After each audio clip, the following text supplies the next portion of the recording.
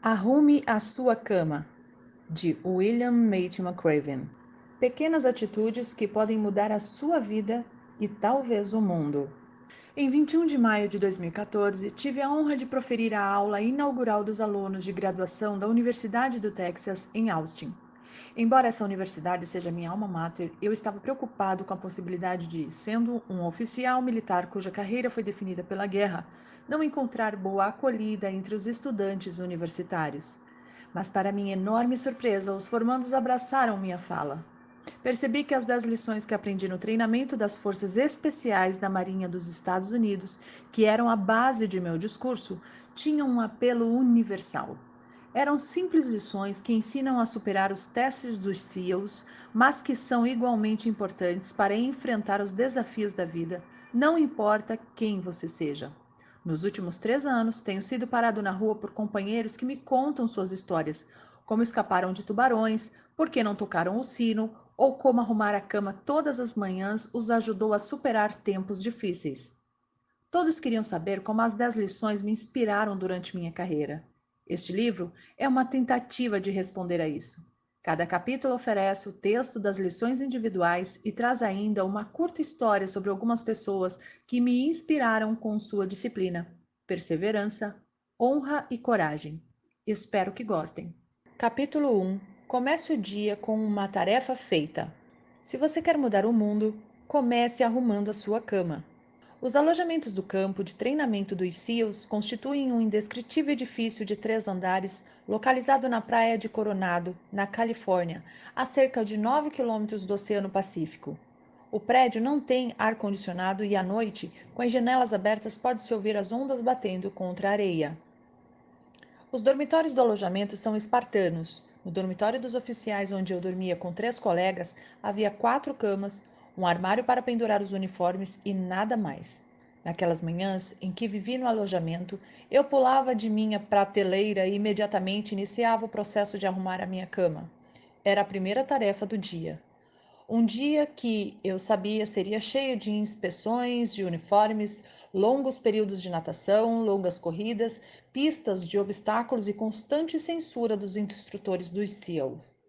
Atenção! Gritou o líder da turma, o segundo tenente Daniel Stewart, quando o instrutor entrou no dormitório. Aos pés da cama bati um joelho contra o outro e me coloquei em posição de sentido quando o oficial se aproximou. O instrutor, inflexível e impassível, começou a inspeção checando a goma de meu cap verde para se assegurar de que aquele chapéu de 8 bicos estava crocante. Movendo-se de cima a baixo, seus olhos percorreram cada palma do meu uniforme. Os vincos da túnica e das calças estavam alinhados? O metal do cinto brilhava como um espelho? Minhas botas estavam suficientemente polidas de maneira que ele pudesse ver nelas o reflexo de seus dedos? Contente de verificar que eu satisfazia o alto padrão esperado de um aspirante do SEAL, ele passou a inspecionar a cama. A cama era tão simples quanto o dormitório. Nada mais que uma estrutura de aço e um colchão de solteiro. O lençol de baixo cobria o colchão e sobre ele havia outro lençol. Um cobertor cinza de lã bem esticado sobre o colchão fornecia calor nas noites frias de San Diego. Um segundo cobertor estava primorosamente dobrado em forma de triângulo aos pés da cama. Um único travesseiro feito pelo Lighthouse 40 Blind estava no alto da cama, perfeitamente alinhado com o cobertor dobrado nos pés. Esse era o padrão. Qualquer desvio nesse requisito poderia me levar a um mergulho, cair na água e depois rolar na praia até ficar coberto de areia da cabeça aos pés, o que eles chamavam de empanado de areia. Sem me mexer, eu podia ver o instrutor pelo canto do olho. Com um ar de enfado, ele olhou para a minha cama. Curvando-se, verificou os cantos dos lençóis e supervisionou o cobertor e o travesseiro para se assegurar de que estavam corretamente alinhados. Então, tirou do bolso uma moeda e atirou-a no ar várias vezes para certificar-se de que eu sabia que o teste final estava próximo. Com um último lançamento, a moeda voou bem alto e caiu sobre o chão com um ricochete.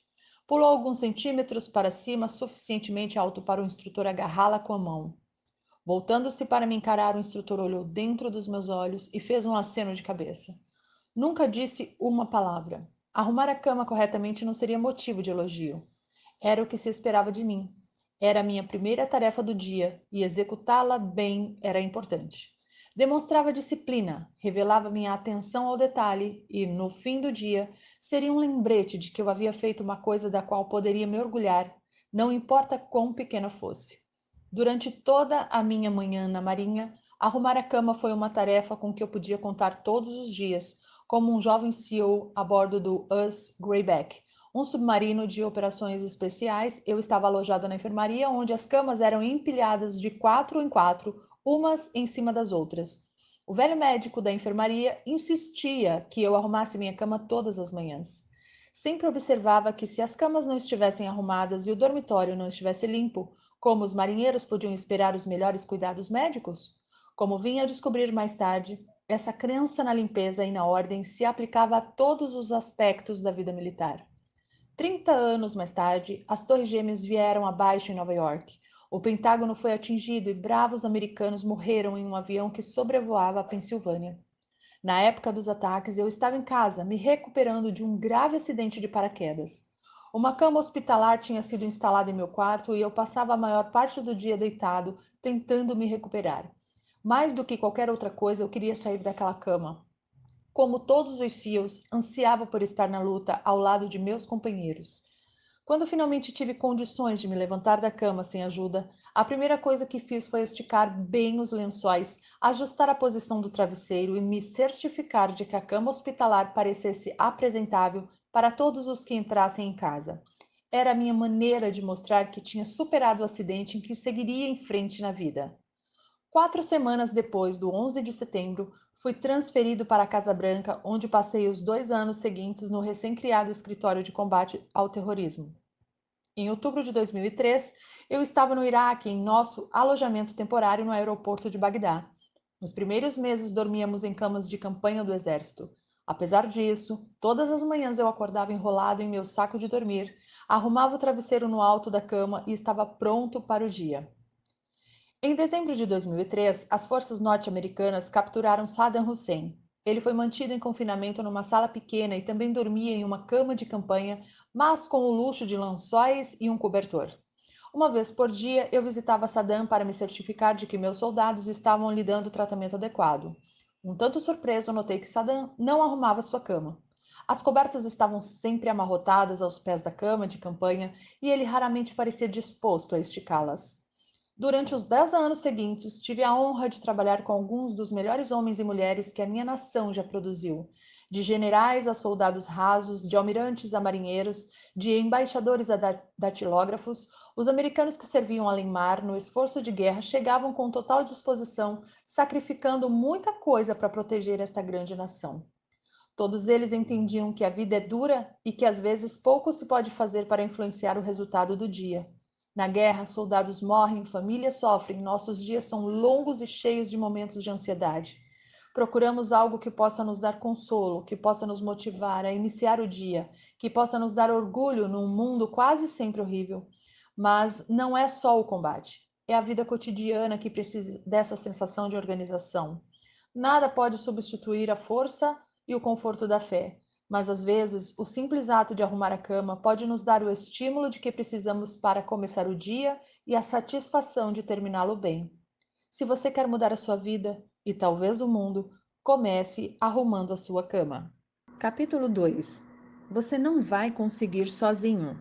Se você quer mudar o mundo, encontre alguém que o ajude a remar. No treinamento do SEAL, aprendi cedo a valorizar o trabalho em equipe e a necessidade de confiar em mais alguém para me ajudar a vencer as tarefas difíceis. Para aqueles de nós que éramos girinos, na esperança de nos tornarmos homens rãs, um bote de borracha de 10 pés era usado para nos ensinar essa lição fundamental. Durante a primeira fase do treinamento, éramos obrigados a carregar o bote para todo lugar onde íamos. Erguendo-o sobre nossas cabeças, saíamos correndo do alojamento e atravessávamos a rodovia em direção ao refeitório. Corríamos para cima e para baixo nas dunas de Coronado, curvados sob seu peso. Remávamos sem parar de norte a sul ao longo da costa, batendo contra a arrebentação 7 homens, todos trabalhando juntos para levar o bote a seu destino. Porém, aprendemos algo mais em nossas viagens no bote. Vez ou outra, um dos membros da tripulação estava doente ou ferido, incapaz de se doar 100%. Muitas vezes, eu me sentia exausto depois de um dia de treinamento, ou abatido por causa de um resfriado ou de uma gripe.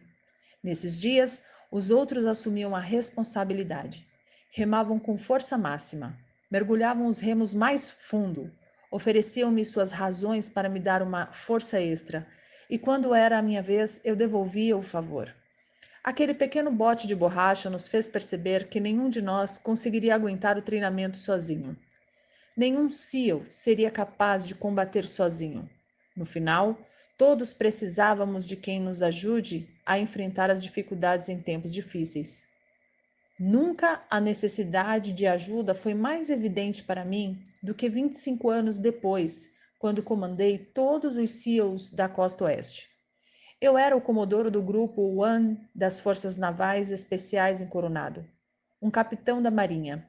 A essa altura, eu já passara décadas liderando os SEALs ao redor do mundo. Eu estava fora em um salto de paraquedas de rotina quando a situação se complicou terrivelmente. Voávamos em um C-130 Hércules a 3.600 metros de altitude, nos preparando para o salto. Pelo fundo da aeronave, pude ver um lindo dia californiano. Nenhuma nuvem no céu. O Oceano Pacífico estava calmo e, daquela altitude, podia-se avistar a fronteira do México a poucos quilômetros de distância. O mestre de salto gritou: "Preparar!" Então, na ponta da rampa, pude ver o chão lá embaixo. O mestre me encarou nos olhos, sorriu e gritou: "Vá, vá, vá!" Mergulhei para fora da aeronave com os braços totalmente estendidos e as pernas levemente dobradas para trás. A rajada de vento proveniente da hélice me empurrou para frente, até que meus braços apanharam ar e eu estabilizei. Verifiquei rapidamente o altímetro para ter certeza de que não estava girando, e depois olhei em volta para me certificar de que nenhum outro paraquedista estava perto demais. Em 20 segundos, eu tinha caído a uma altitude de 1.700 metros. De repente, olhei para baixo e vi que um companheiro tinha deslizado por baixo de mim e interceptava meu caminho em direção ao solo.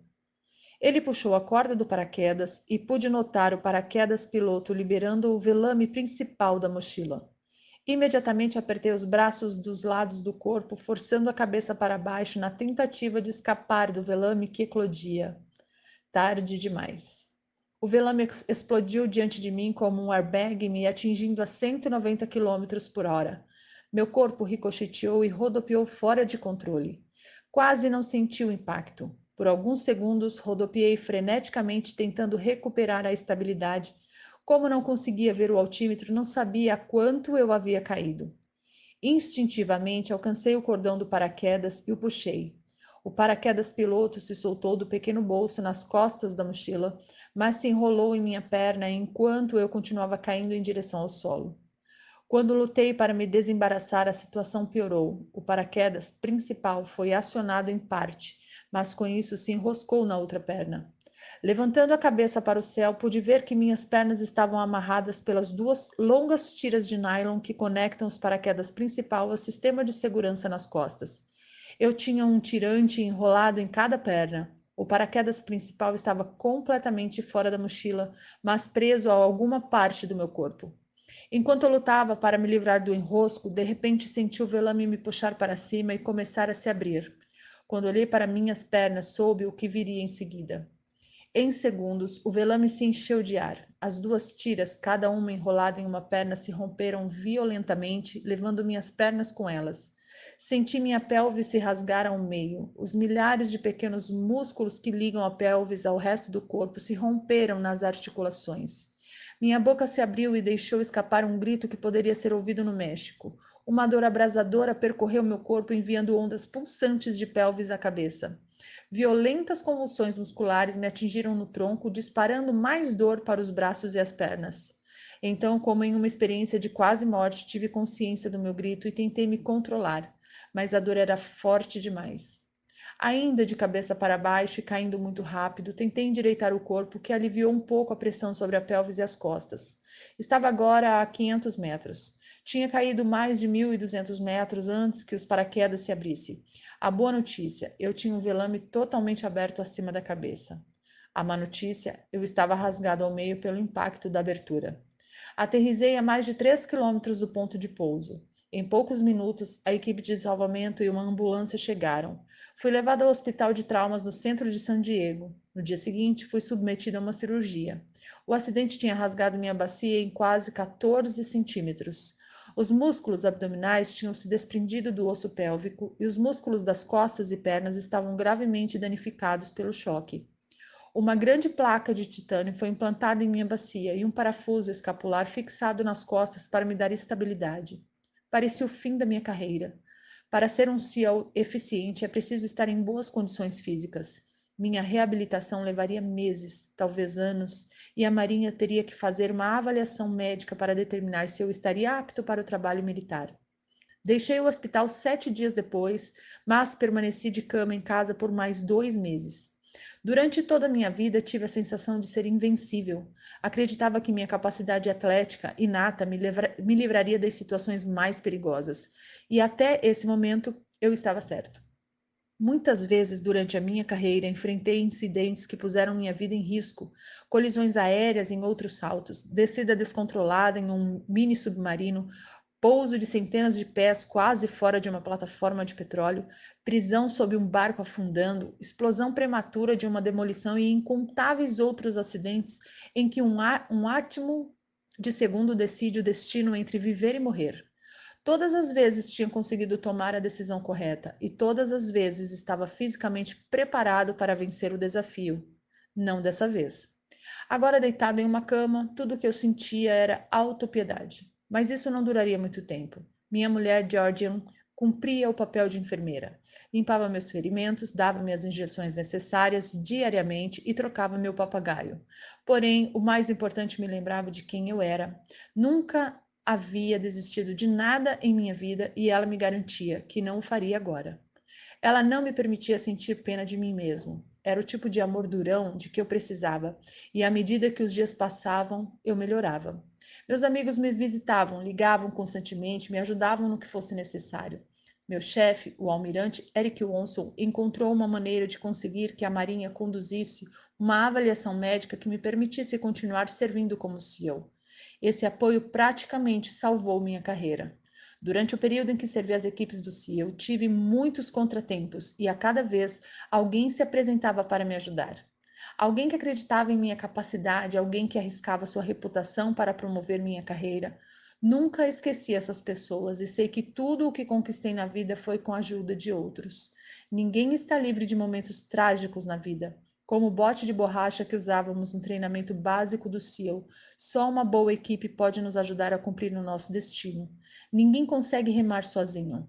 Encontre alguém para compartilhar sua vida. Faça tantos amigos quanto possível e nunca esqueça que seu sucesso depende de outros. Capítulo 3.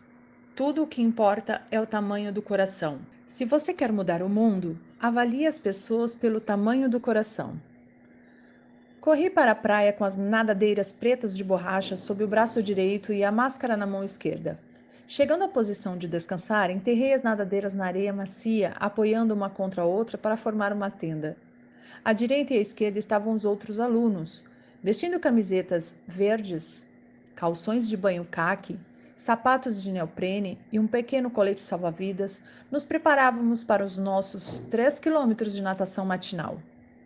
O colete salva-vidas era uma pequena peça de borracha que só inflava quando se puxava uma alça. Entre os alunos, era uma vergonha usar o salva-vidas. Entretanto, os instrutores do SEAL inspecionavam cada colete antes dos exercícios de natação. Essa inspeção também dava aos instrutores a oportunidade de nos constranger e humilhar. Naquele dia, as ondas em Coronado alcançavam mais de 2 metros de altura e vinham em linhas de 3, arrebentando com um estrondo que fazia o coração de cada aluno bater mais rápido. Quando o instrutor se aproximou, veio diretamente ao rapaz à minha direita. O aluno, um recruta recém-chegado, devia ter 1,60 m de altura. O instrutor, um veterano do Vietnã, muitas vezes condecorado, tinha 1,90 m e cresceu diante do rapazinho. Depois de inspecionar o colete salva-vidas do aluno, O instrutor olhou por cima do ombro esquerdo para a arrebentação e se abaixou para pegar as nadadeiras do garoto. Segurando-as bem perto do rosto do marinheiro, disse com calma: Você quer mesmo ser um homem rã? O marinheiro endireitou o corpo com um ar de desafio e gritou: Sim, instrutor, quero. Você é um homenzinho minúsculo, disse o instrutor, balançando as nadadeiras diante do rosto do garoto. Aquelas ondas ali poderiam partir você ao meio. Fez uma pausa e olhou para o mar. Acho melhor você pensar no assunto antes de se machucar. Pelo canto do olho, pude ver que o maxilar do rapaz se retesou. Não vou desistir, ele respondeu, prolongando cada palavra. Então o instrutor se curvou e sussurrou alguma coisa no ouvido do aluno. Não consegui distinguir as palavras acima do ruído das ondas. Depois que todos os recrutas foram inspecionados, os instrutores nos mandaram para a água e começamos a nadar. Uma hora depois, quando atravessei de volta a arrebentação, o jovem marinheiro já estava na praia. Tinha terminado o exercício entre os primeiros. Mais tarde naquele dia, chamei-o de lado e perguntei o que o instrutor tinha lhe sussurrado. Prove que estou errado. Todo o treinamento do SEAL consistia em provar alguma coisa. Provar que tamanho não importa, provar que cor da pele não muda nada, provar que dinheiro não faz ninguém melhor, provar que determinação e coragem são sempre mais importantes que talento. Tive a sorte de aprender essa lição um ano após o início do treinamento. Quando embarquei no ônibus municipal no centro de San Diego, estava animado com a possibilidade de visitar as instalações do Centro de Treinamento Básico do SEAL na Baía de Coronado. Eu era um aspirante de primeira classe num cruzeiro de verão como parte do corpo de treinamento de oficiais da Reserva da Marinha, Naval Reserve Officers Training Corps. Como aspirante de primeira classe, eu estava entre o primeiro e o segundo ano da faculdade e, se tudo corresse bem, esperava ser transferido no verão seguinte para o treinamento do SEAL. Estávamos no meio da semana e obtive permissão do meu instrutor no ROTC para me desviar do treinamento planejado a bordo de um dos navios ancorados no porto e partir para Coronado.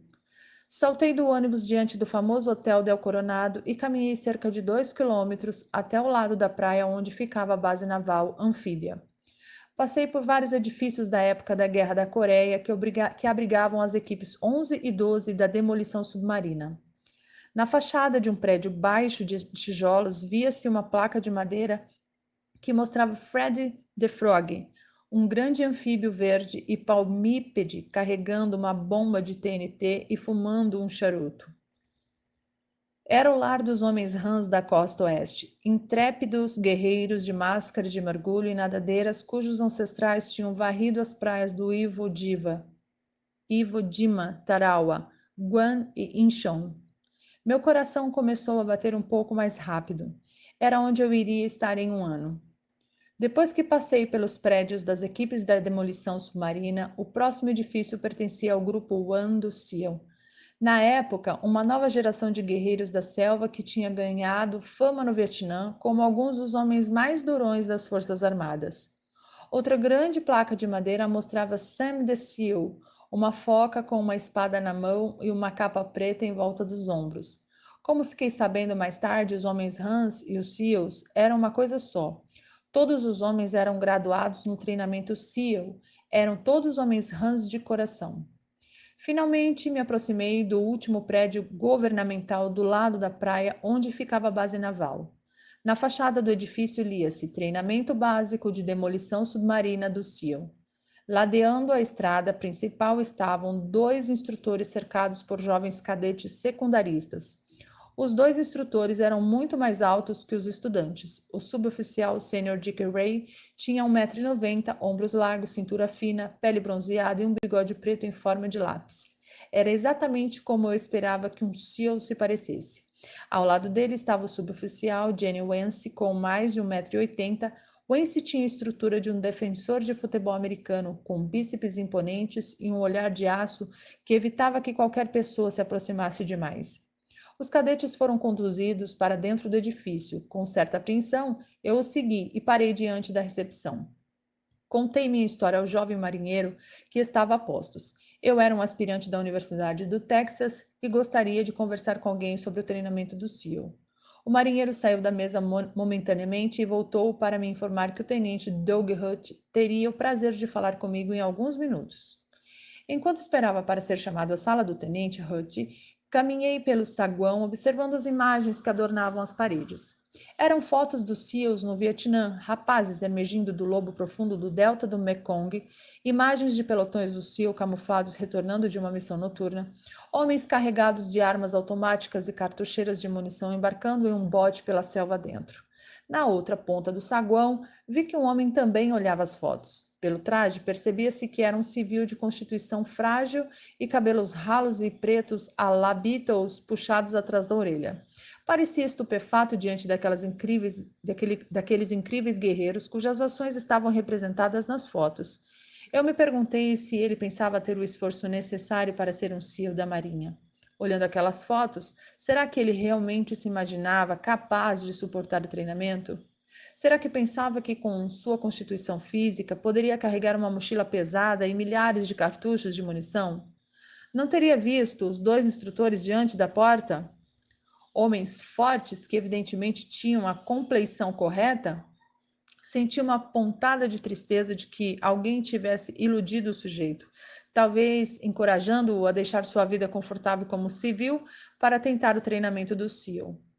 Minutos depois, o marinheiro da recepção veio caminhando pelo corredor e me conduziu à sala do tenente Hutt. Doug Hutt era um típico recrutador do SEAL. Alto, musculoso, cabelos castanhos ondulados, parecia muito elegante no uniforme caque da marinha. Sentei-me numa cadeira diante da mesa de Hutt e conversamos sobre o treinamento do SEAL e as exigências do programa. Hutt me falou de sua experiência no Vietnã e de como seria a vida se eu conseguisse me graduar no treinamento. Pelo canto do olho, eu ainda conseguia ver o homem em trajes civis que continuava vendo as fotos expostas na parede. Como eu, ele deveria estar aguardando para ver o tenente Hutt, na esperança de aprender mais sobre o treinamento. Confesso que me senti bem por ser evidentemente mais forte e mais preparado do que aquele homem que julgava ser capaz de sobreviver aos rigores do treinamento para se tornar um SEAL. No meio da conversa, o tenente Hutt de repente parou de falar, levantou a cabeça e gritou para o homem que estava no saguão: "Ei!"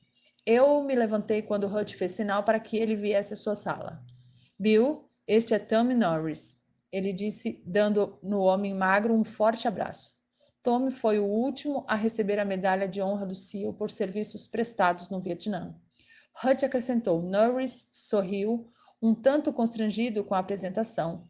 Sorri também, apertei sua mão e ri de mim mesmo. Aquele homem aparentemente frágil, de cabelos ralos, que eu suspeitava que fosse incapaz de passar pelo treinamento, era o tenente Tom Norris. Tom Norris, que havia servido no Vietnã e que por noites seguidas havia ultrapassado as linhas inimigas para resgatar dois pilotos que tinham sido abatidos. Aquele homem era Tom Norris, que em outra missão fora baleado no rosto por forças norte-vietnamitas e abandonado para morrer antes de ser resgatado pelo suboficial Mike Tarleton, que mais tarde também recebeu a medalha de honra por essa ação. Aquele era Tom Norris, que depois de ferido lutara para ser aceito na primeira equipe de resgate de reféns do FBI. Aquele homem calmo, reservado e humilde era um dos mais valentes soldados na longa história dos SEALs. Em 1969, Tommy Norris quase foi excluído do treinamento. Disseram que ele era pequeno demais, magro demais, fraco demais. Porém, como jovem marinheiro da minha turma, Norris provou que todos estavam errados e mais uma vez mostrou que não é o tamanho das nadadeiras que contam, mas o tamanho do coração. Capítulo 4. A vida não é justa. Siga em frente. Se você quer mudar o mundo, deixe de ser um injustiçado e siga em frente. Corri até o topo da duna de areia e, sem hesitar, me atirei do outro lado, a toda velocidade em direção ao Oceano Pacífico. Inteiramente vestido em meu uniforme, chapéu de aba curta e botas de combate, mergulhei de cabeça nas ondas que arrebentavam na praia do Coronado, na Califórnia. Quando saí da água, todo ensopado, vi um instrutor do SEAL de pé na duna. De braços cruzados e um olhar penetrante que cortava a névoa da manhã, ouvi ele gritar. Você sabe o que fazer, Sr. Mac? De fato, eu sabia. Com falso entusiasmo, gritei um caloroso Huia! a plenos pulmões e caí de cara na areia fofa, rolando de um lado para o outro, até que nenhuma parte do uniforme ficasse limpa. Então, como se não bastasse, me sentei, enfiei as mãos fundo no chão e atirei areia no ar para garantir que ela penetrasse em cada fenda do meu corpo. Em algum momento, em algum ponto do treinamento físico da manhã, eu tinha cometido uma violação das regras do SEAL. Minha punição era saltar na área de arrebentação, rolar no chão e me transformar num empanado de areia. Em todo o treinamento do SEAL, não tinha nada mais desconfortável do que isso. Havia muitas coisas mais dolorosas e mais exaustivas, porém, ser um empanado de areia testava a nossa paciência e determinação. Não só porque você passava o resto do dia com a areia escorrendo pelo pescoço, debaixo dos braços e entre as pernas, mas porque tornar-se um empanado de areia era um castigo totalmente sem critério. Não tinha lógica. Você se tornava um empanado de areia por simples capricho do instrutor. Para muitos recrutas, era difícil aceitar isso. Aqueles que se esforçavam para ser os melhores esperavam ser recompensados por seu desempenho fora de série. Às vezes até eram, e então, de novo, não eram mais. Às vezes, tudo o que recebiam por seu esforço era água e areia. Sentindo que já estava suficientemente coberto de areia, corri até o instrutor e gritei: Ruia!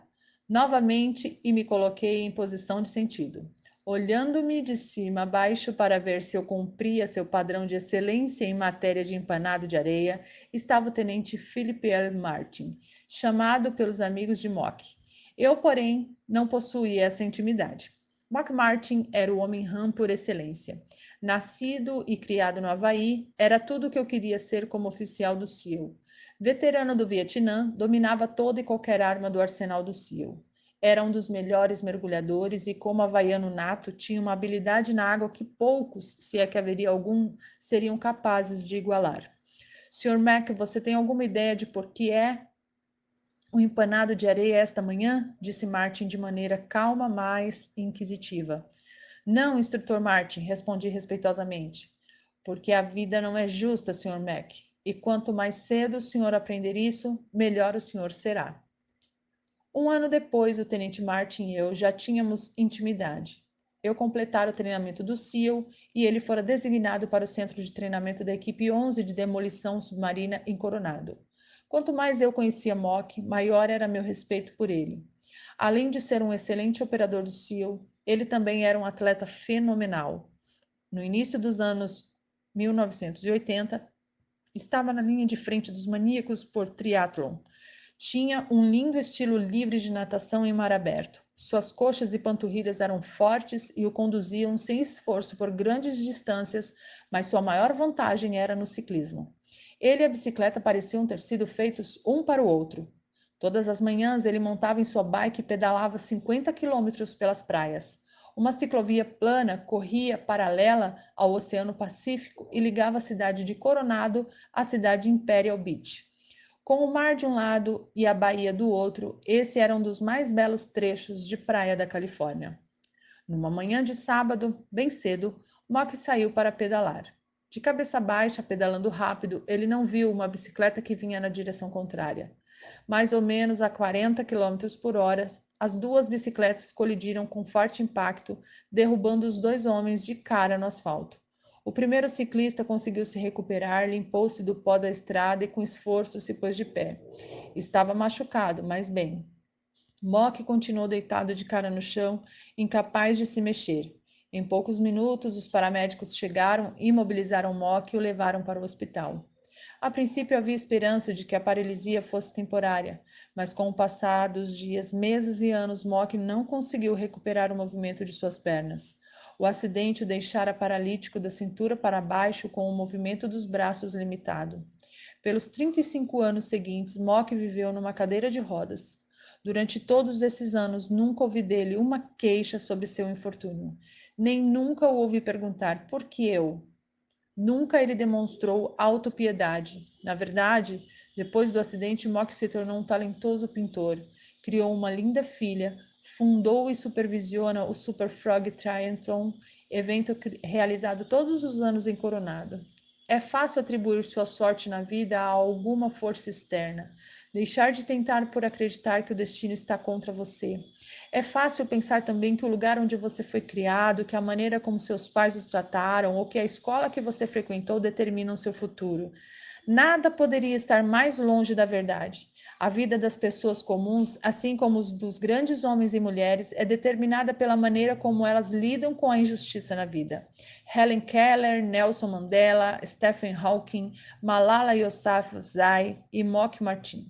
Às vezes não importa o quanto você tente, não importa que esteja entre os melhores, ainda assim você terminará como um empanado de areia. Não se queixe, não culpe nada ou ninguém por seus problemas. Levante a cabeça, olhe para o futuro e siga em frente. Capítulo 5.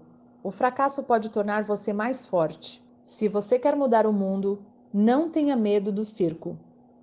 O mar de Coronado estava agitado. As ondas espumantes nos açoitavam o rosto enquanto nadávamos no estilo side-stroke, voltando para a praia.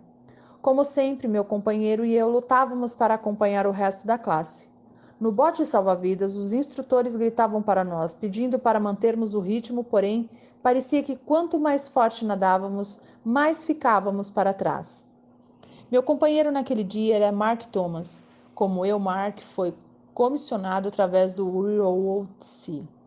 Ele era formado no Instituto Militar da Virgínia e um dos melhores nadadores de longa distância da classe. No treinamento do SEAL, seu companheiro de natação era o colega em quem você confiava e que o apoiaria em todas as circunstâncias. Era ele que você ficava amarrado nos mergulhos, ele era seu parceiro nos longos exercícios de natação. Ele o ajudava a estudar, mantinha-o motivado e se tornava seu maior aliado durante todo o treinamento. E como companheiros, se um de vocês fracassasse, ambos sofreriam as consequências. Era a maneira de os instrutores reforçarem a importância do trabalho em equipe. Quando completamos o nado e chegamos à praia, um instrutor do SEAL nos aguardava. Baixar, gritou o instrutor. Era a ordem para descer para a posição de flexões. Costas retas, braços totalmente esticados, cabeça elevada. Vocês dois se consideram oficiais? Não havia por que responder. Ambos sabíamos que ele ia continuar. Oficiais do SEAL, dão um exemplo. Não chegam em último lugar nos exercícios de natação. Não criam constrangimento para a classe. O instrutor caminhou à nossa volta, chutando areia na nossa cara. Não acredito que os senhores vão conseguir. Não acho que tenho o que é preciso para ser um oficial do SEAL. Puxando um caderninho preto do bolso traseiro, ele olhou para nós com repulsa e anotou alguma coisa. Vocês dois vão para a lista do circo. E balançou a cabeça. Terão sorte se conseguirem sobreviver mais uma semana. O circo era a última coisa que Mark e eu queríamos. O circo acontecia todas as tardes no final do treinamento. Eram mais 2 horas de exercícios de ginástica, combinados com hostilidades contínuas dos veteranos do SEAL, para os quais somente os fortes deveriam sobreviver ao treinamento. Se alguém falhasse em cumprir as tarefas do dia, ginástica, corrida de obstáculos, corrida contra o relógio ou natação, tinha um nome na lista. Aos olhos dos instrutores, era um fracasso. O que fazia o circo tão temido pelos alunos não era apenas o sofrimento adicional, mas o fato de saber que no dia seguinte estaríamos exaustos dos exercícios extras e por estarmos tão cansados, não conseguiríamos atingir o padrão exigido. Assim, outro circo se seguiria, e depois outro e mais outro. Era uma espiral mortal, um ciclo de fracassos que fazia muitos alunos abandonarem o treinamento. Quando os demais alunos completaram as tarefas do dia, Mark e eu, ao lado de vários outros, nos reunimos no asfalto abrasivo para iniciar outra longa sessão de ginástica. Naquele dia, como havíamos sido os últimos na natação, os instrutores tinham adaptado o circo para nós. Abdominais, muitos e muitos abdominais, combinados com movimentos de tesoura com as pernas, exercícios concebidos para fortalecer o abdômen e as coxas, de modo a nos dar força para vencer os intermináveis exercícios de natação em mar aberto, e planejados também para arrebentar com qualquer um. O aluno se deitava de costas com as pernas bem estendidas e as mãos atrás da cabeça. Acompanhando a contagem do instrutor, ele movia as pernas para cima e para baixo no movimento de chute. Em nenhum momento era permitido dobrar os joelhos. Dobrar os joelhos era visto como fraqueza inadmissível em homens rãs. O circo era um castigo. Centenas de abdominais, flexões, elevações na barra e série de 8 movimentos. Quando o sol já se punha, Mark e eu mal podíamos nos mexer. O fracasso tinha um preço. O dia seguinte trouxe mais ginástica, outra corrida de obstáculos, outro exercício de natação e, infelizmente, outro circo. Mais flexões, mais elevações e muitos outros abdominais. Porém, à medida que os circos prosseguiam, uma coisa interessante aconteceu. Nossa natação se aperfeiçoou e Mark e eu começamos a melhorar nossa posição no grupo. O circo, que começara como castigo pelo fracasso, estava nos tornando mais fortes, rápidos e confiantes na água. Enquanto outros alunos abandonavam o treinamento, incapazes de lidar com o eventual fracasso e o sofrimento que ele provocava, Mark e eu estávamos determinados a não permitir que o circo nos derrotasse.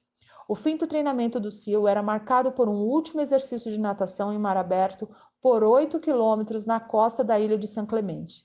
Completar o percurso num tempo aceitável era essencial para obter a graduação no treinamento. A água estava dolorosamente fria quando saltamos do pier para o oceano. 15 duplas de nadadores caíram na água e iniciaram o longo percurso pela pequena baía e sobre os leitos de algas marinhas. Após cerca de 2 horas, as duplas estavam tão afastadas umas das outras que ninguém conseguia saber sua posição exata. Depois de 4 horas na água, com os membros dormentes, exaustos, à beira de uma hipotermia, Mark Thomas e eu chegamos à praia.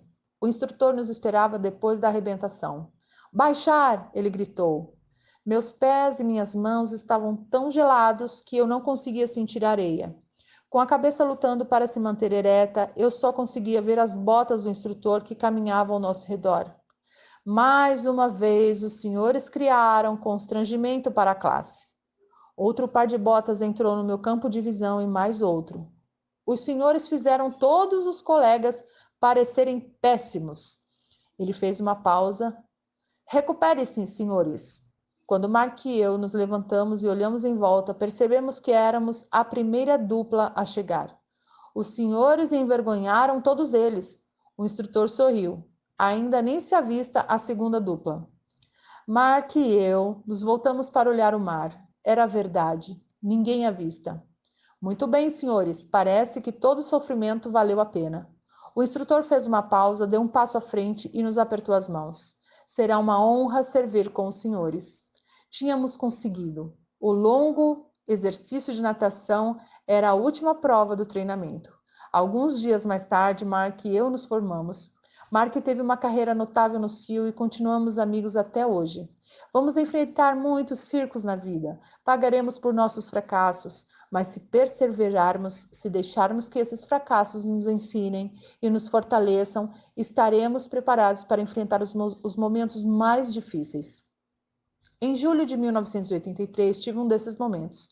Apostos diante do comandante, pensei que minha carreira como membro do SEAL tinha terminado. Acabara de ser exonerado do meu posto, expulso por tentar mudar a maneira como minha esquadra era organizada, treinada e conduzia suas missões. A organização contava com excelentes oficiais e marinheiros, alguns dos combatentes mais profissionais com os quais eu já trabalhara. Entretanto, grande parte da cultura ainda estava enraizada na era do Vietnã e achei que era hora de mudar. Como vim a descobrir, a mudança nunca é fácil, particularmente para quem está no comando. Felizmente, embora tivesse sido dispensado, meu oficial comandante permitiu que eu me transferisse para outra equipe do SEAL, mas minha reputação como oficial estava gravemente abalada. Aonde quer que eu fosse, outros oficiais e marinheiros sabiam que eu tinha fracassado e todos os dias eu ouvia murmúrios e comentários sutis de que não estava à altura do cargo. Nesse momento, na minha carreira, eu tinha 2 opções: abandonar o serviço militar e voltar à vida civil, que me parecia a escolha lógica. Em face do meu relatório de desempenho mais recente, ou expor-me à tempestade de provar aos outros e a mim mesmo que eu era um bom oficial do SEAL, escolhi a segunda opção. Logo depois de ser afastado, recebi uma segunda chance, a oportunidade de comandar um pelotão do SEAL no estrangeiro. Nesse posto estratégico, na maior parte do tempo, ocupamos locações remotas, isoladas e entregues à nossa própria sorte. Aproveitei a oportunidade para mostrar que eu ainda era capaz de liderar. Quando se vive num alojamento com 12 SEALs, não há onde se esconder. Eles sabem se você está dando 100% nos exercícios matinais, veem que você é o primeiro a saltar da aeronave e o último na fila do rancho, observam como você limpa sua arma, verifica o rádio, lê o informe da inteligência e dá suas instruções para as missões. Sabem quando você passou a noite toda preparando o treinamento do dia seguinte. À medida que os meses passavam naquele posto estratégico, usei meu fracasso anterior como motivação para trabalhar mais, ser mais rápido e ter melhor desempenho do que qualquer um do pelotão. Às vezes não consegui ser o melhor, mas nunca deixei de dar o meu melhor. Com o tempo, recuperei o respeito de meus homens. Anos depois, fui escolhido para comandar a minha própria equipe do SEAL. Mais tarde, cheguei a comandar todos os SEALs da costa oeste. Em 2003, combati no Iraque e no Afeganistão. Agora que eu era um contra-almirante numa zona de guerra, toda decisão minha tinha consequências. Ao longo dos anos seguintes, falhei várias vezes, mas a cada fracasso, a cada erro, houve centenas de sucessos, resgates de reféns, ataques frustrados de homem-bomba, piratas capturados, terroristas mortos e incontáveis vidas salvas. Percebi que os fracassos passados haviam me fortalecido e me ensinado que ninguém está livre de erros. Verdadeiros líderes precisam aprender com seus fracassos, usar as lições como motivação e não ter medo de tentar novamente ou de tomar a próxima decisão difícil. Não se pode evitar o circo. Em algum momento, todos nós entramos na lista. Não tenha medo do circo. Capítulo 6. Você precisa ousar mais. Se você quer mudar o mundo, atire seu obstáculo de cabeça. De pé na ponta da torre de 9 metros, agarrei a espessa corda de nylon. Uma extremidade da corda estava presa na torre e a outra ponta amarrada a um poste de 30 metros de distância. Eu estava na metade da pista de obstáculos. Com as pernas agarradas à corda e fazendo o máximo esforço para me manter equilibrado, comecei a vencer a distância que me separava do poste. Com o corpo pendurado e me movimentando como uma lagarta, eu me movia passo a passo em direção à outra extremidade. Quando cheguei ao fim, soltei a corda, pulei na areia fofa e corri para o obstáculo seguinte. Os outros alunos da classe soltavam gritos de estímulo, mas eu só ouvi o instrutor contando os minutos. Com meu estilo gambá, que era muito lento, eu tinha perdido muito tempo naquele obstáculo chamado de deslizar pela vida. Não conseguia deslizar por cima da corda, com a cabeça à frente. Era um método muito mais rápido, contudo também mais arriscado. A estabilidade é menor quando você se arrasta por cima da corda em vez de se pendurar por baixo dela. E se eu caísse e me machucasse, seria eliminado. Cruzei a linha de chegada com um tempo decepcionante. Enquanto eu permanecia curvado, tentando recuperar o fôlego, um instrutor grisalho veterano do Vietnã, com botas muito polidas e um uniforme verde engomado, circulou sobre mim. Quando o senhor vai aprender, Sr. Mac? Ele me perguntou num tom de evidente desprezo. Esta pista de obstáculos vai derrotá-lo sempre, a menos que comece a correr certos riscos. Uma semana depois, pus o medo de lado, agarrei a corda e me atirei de barriga com a cabeça à frente. Quando cruzei a linha de chegada com minha melhor marca, pude notar um gesto de aprovação do veterano do Vietnã. Foi uma lição simples de como vencer a ansiedade e confiar em minha própria capacidade de realizar a tarefa. Essa lição me seria muito útil nos anos vindouros. Iraque, 2004. A voz do outro lado do rádio estava calma, mas revelava uma urgência evidente. Os 3 reféns que procurávamos tinham sido localizados. Terroristas de Al-Qaeda os mantinham numa área de custódia de prisioneiros na periferia de Bagdá. Infelizmente, o serviço de inteligência informara que os terroristas estavam prestes a remover os homens. Por isso, tínhamos que agir rapidamente. O tenente-coronel do Exército, no comando da missão de resgate, me avisou que teríamos de conduzir um ataque perigoso à luz do dia. Para piorar a situação, a única maneira de ter sucesso era pousar 3 helicópteros Black Hawk que levavam as forças de assalto no meio da pequena área murada. Conversamos sobre outras opções táticas, mas ficou claro que o coronel estava certo. Sempre era preferível conduzir uma missão de resgate à noite, quando o elemento surpresa estaria do nosso lado. Mas aquela era uma oportunidade momentânea e, se não agíssemos imediatamente, os reféns seriam removidos e possivelmente mortos. Aprovei a missão e, em poucos minutos, a força de resgate tinha embarcado nos 3 helicópteros Black Hawk e estava a caminho da área inimiga. Acima deles, outro helicóptero fazia um voo de observação e transmitia o vídeo para o meu quartel-general. Em silêncio, vi quando os 3 helicópteros voaram baixo sobre o deserto. poucos metros acima do solo, para esconder sua aproximação. Dentro da área murada, pude ver um homem que empunhava uma arma automática e entrava e saía do prédio, aparentemente preparando-se para partir. Os helicópteros ficaram 5 minutos fora de vista, e tudo o que pude fazer ali em meu quartel-general foi ouvir a comunicação interna enquanto a equipe de resgate fazia sua preparação final. Não era o primeiro resgate de reféns sob meu comando, nem seria o último, mas era com certeza o mais ousado em face da necessidade de um pouso surpresa dentro da área de custódia inimiga. Embora os pilotos da unidade de aviação do Exército fossem os melhores do mundo, ainda assim era uma missão de alto risco. 3 helicópteros com hélices que se estendiam a mais de 18 metros teriam que pousar em um espaço pouco maior que isso. O que criava ainda mais dificuldade era um muro de tijolos de 2,5 metros que cercava a área de custódia, o que obrigava os pilotos a alterar dramaticamente seu ângulo de aproximação. Seria um pouco difícil, e pelo rádio podia ouvir a equipe de resgate se preparando para o desafio. Pelo vídeo de inspeção, pude ver a aproximação final dos helicópteros. O primeiro voou baixo e direto, e assim que passou pelo muro, aterrissou no pequeno pátio. Imediatamente, a equipe de resgate saiu do Black Hawk e correu para o prédio. O segundo helicóptero veio logo atrás e pousou a poucos metros do companheiro. A corrente descendente provocada pelas hélices levantou uma nuvem de poeira em toda a área. Quando o terceiro helicóptero se aproximou, uma gigantesca nuvem de pó cegou temporariamente o piloto. O nariz do helicóptero passou raspando por cima do muro e a roda traseira raspou na parede, lançando tijolos para todo lado. Sem espaço, o piloto jogou a aeronave contra o solo com um baque, mas ninguém se feriu. Minutos depois, recebi a notícia de que todos os reféns estavam bem. Em meia hora, a equipe de resgate e os homens libertados estavam de volta à segurança.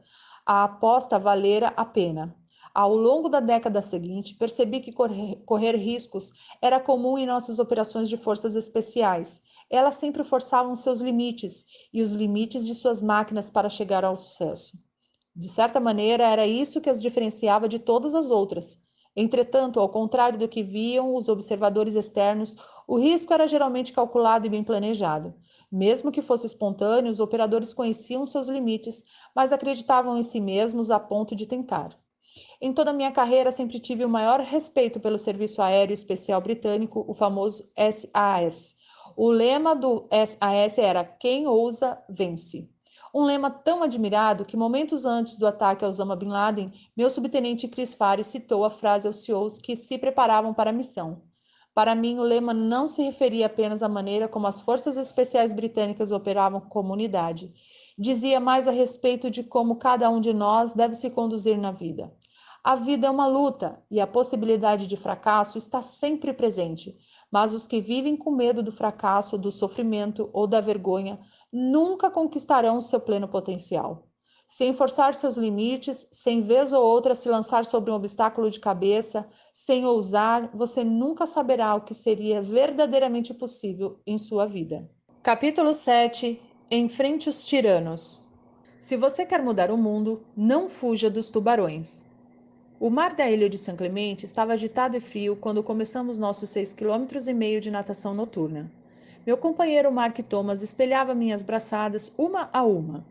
Usando apenas a parte de cima do traje de mergulho, máscara e um par de nadadeiras, nadávamos com esforço contra a corrente que nos empurrava para o sul, ao redor da pequena península.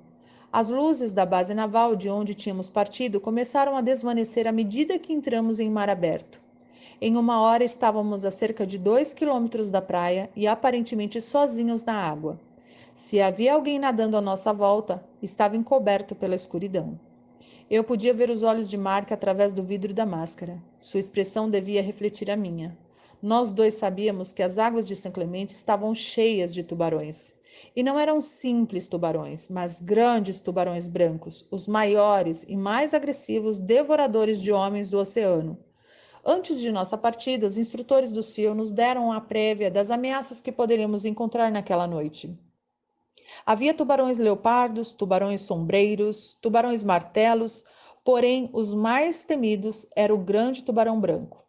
Era um tamanho inquietante, Era um tanto inquietante estar sozinho à noite no meio do oceano, sabendo que, espreitando sob a superfície, estava uma criatura pré-histórica à espera de me partir ao meio. Mas nós dois queríamos tanto ser seals que nada naquela noite iria nos deter. Se tivéssemos que lutar contra tubarões, estávamos preparados. Nosso objetivo, que eu considerava honrado e nobre, nos dava coragem, uma qualidade notável. Nada nem ninguém poderia impedir nosso caminho. Sem coragem, os outros o definiriam por nós. Sem ela, estaríamos à mercê das tentações da vida. Sem ela, os homens seriam governados por tiranos e déspotas. Sem ela, nenhuma grande sociedade poderia florescer. Sem coragem, os tiranos dominariam o mundo. Com ela, podemos conquistar qualquer objetivo. Com coragem, podemos desafiar e derrotar o mal. Saddam Hussein, ex-presidente do Iraque, estava sentado na ponta de um catre do exército, vestindo apenas um macacão laranja, tendo sido capturado pelas forças norte-americanas 24 horas antes, era agora prisioneiro dos Estados Unidos. Quando abri a porta para os novos chefes do governo do Iraque, Saddam permaneceu sentado. Um sorriso sarcástico passou por seu rosto e não se via sinal de remorso ou submissão em sua atitude. Imediatamente, os 4 líderes iraquianos começaram a gritar com Saddam, mas a uma distância segura. Com um olhar de desprezo, Saddam lançou a eles um sorriso devastador e fez sinal para que se sentassem. Temendo ainda o antigo ditador, cada um deles pegou uma cadeira dobrável e se sentou. Os gritos e as acusações continuaram, mas lentamente foram diminuindo quando o ditador começou a falar. No governo de Saddam Hussein, o partido Baath fora responsável pela morte de milhares de xiitas e dezenas de milhares de curdos. Saddam havia assassinado pessoalmente alguns de seus próprios generais que ele julgou desleais. Embora eu estivesse convencido de que Saddam jamais voltaria a ser uma ameaça para outros homens presentes, os líderes iraquianos não tinham certeza disso. O medo em seus olhos era evidente. Aquele homem, o açougueiro de Bagdá, tinha aterrorizado cada uma nação durante décadas. Oculto à personalidade lhe garantira seguidores da pior espécie. Seus seguidores tinham brutalizado inocentes e obrigado milhares de pessoas a fugir do país. Ninguém no Iraque mostrara coragem de desafiar o tirano. Eu não tinha dúvida de que aqueles novos líderes ainda temiam que Saddam fosse capaz de fazer, mesmo atrás das grades. Se o propósito da reunião era mostrar a Saddam que ele não tinha mais poder, estava sendo um fracasso. Naqueles breves momentos, Saddam conseguira intimidar e assustar a nova liderança governamental. Parecia mais confiante do que nunca. Quando os líderes saíram, instruí meus guardas a isolar o ex-presidente numa pequena sala. Visitantes não seriam permitidos e os guardas receberam ordens de não falar com Saddam. Ao longo do mês seguinte, visitei aquela pequena sala todos os dias. E todos os dias, Saddam se levantou para me cumprimentar, e todos os dias, sempre sem falar, fiz sinal a ele para que voltasse a seu catre. A mensagem era clara: ele não era mais importante, não podia mais intimidar os que o cercavam, não podia mais incutir medo em seus subalternos. O palácio resplandecente não existia mais, tampouco as criadas, os servidores, os generais. Acabara-se o poder. A arrogância e a opressão que definiram seu governo tinham chegado ao fim. Jovens e corajosos soldados americanos enfrentaram sua tirania e agora ele não ameaçava mais ninguém. 30 dias depois, transferi Saddam Hussein para uma unidade militar adequada e 1 ano mais tarde os iraquianos o enforcaram por seus crimes contra a nação. Tiranos são sempre iguais, não importa onde estejam, no pátio da escola, no local de trabalho ou governando um país por meio do terror. Eles prosperam onde há medo e intimidação. Extraem sua força dos tímidos e fracos. São como tubarões que sentem o medo na água, circulam para ver se sua presa está lutando e investigam se sua vítima é fraca. Se você não encontra coragem para enfrentá-los, eles atacam. Na vida, para conquistar objetivos para completar a natação noturna, teremos que ser homens e mulheres de grande coragem. Essa coragem está dentro de todos nós. Cave bem fundo e você vai encontrá-la em abundância. Capítulo 8. Mostre-se à altura da ocasião. Se você quer mudar o mundo, dê o seu melhor nos momentos mais sombrios. Parado na pequena restinga arenosa, eu olhava do outro lado da baía a fila de navios de guerra ancorados diante da base naval de San Diego. Entre os navios e o nosso ponto de partida, na baía da cidade, estava ancorado um pequeno navio que naquela noite seria o nosso alvo. Nossa turma tinha passado os últimos meses aprendendo a usar o equipamento básico de mergulho e também o mais avançado com um tanque de oxigênio de circuito fechado Emerson, que não lançava borbulhas. Aquela noite seria o auge da fase de mergulho, a parte tecnicamente mais difícil do treinamento básico do SEAL. Nosso objetivo era nadar 2 quilômetros abaixo da superfície, cruzando a baía do ponto de partida até onde o navio estava ancorado. Sob seu casco, devíamos instalar uma mina magnética de treinamento na quilha e então, sem ser percebidos, voltar à praia. O equipamento Emerson era morbidamente chamado de aparelho mortal. Sabia-se que vez ou outra ele não funcionava bem e, segundo o folclore do SEAL, recrutas tinham morrido ao longo dos anos usando o Emerson. Naquela noite, a visibilidade na Baía de San Diego estava tão ruim que não conseguíamos ver um palmo diante do nariz. Tudo o que tínhamos era uma lanterna química verde para iluminar nossa bússola. Para piorar as coisas, a névoa estava cada vez mais densa. A neblina pairava sobre a baía, nos impedindo de traçar o rumo até nosso alvo. Se o perdêssemos, nos veríamos no canal de atracação, nunca um bom lugar para estar quando um destroyer da marinha se aproximava do porto. Os instrutores andavam de um lado para o outro diante das 25 duplas de mergulhadores que se preparavam para o exercício noturno. Pareciam tão nervosos quanto nós. Sabiam que aquele treinamento tinha alto potencial de provocar ferimentos ou até mesmo a morte.